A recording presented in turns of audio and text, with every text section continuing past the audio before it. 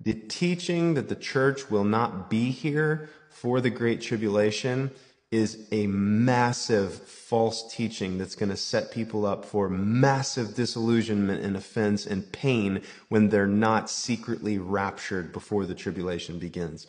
Now, we've already seen multiple passages. We're only in chapter 8. We've only done 7 chapters, and already we've seen how dynamic the church's role is in the Great Tribulation.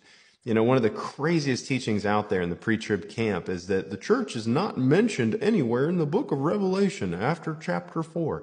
You go, God, what? What are you, why? Why would you say that? The church is mentioned in every single chapter. They're mentioned in chapter 6. They're being slain. They're mentioned in chapter 7. They're being killed and saved through the Great Tribulation from every tribe, tongue, and nation. In chapter 8, we see the saints praying and we see them releasing judgments on the Antichrist's empire. What do you mean they're not mentioned here? They're mentioned all over. The blood of the saints is all over this book. And the pre-trib camp will say, well, that's the tribulation saints.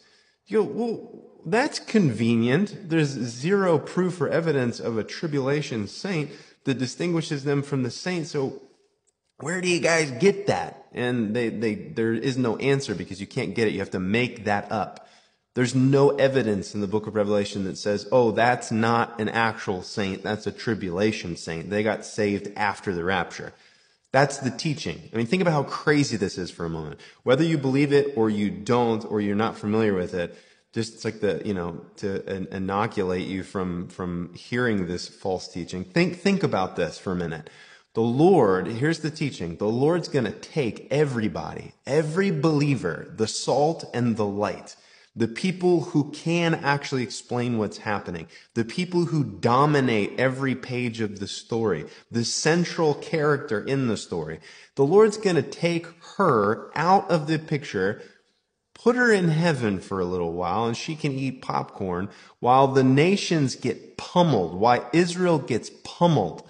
And through the pummeling, a bunch of people are going to go, oh, wow, maybe we should become believers. Let's follow Jesus now.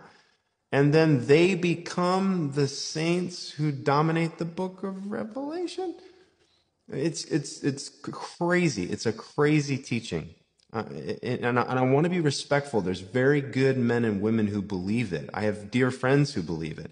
But it is a dangerous, destructive, misleading teaching.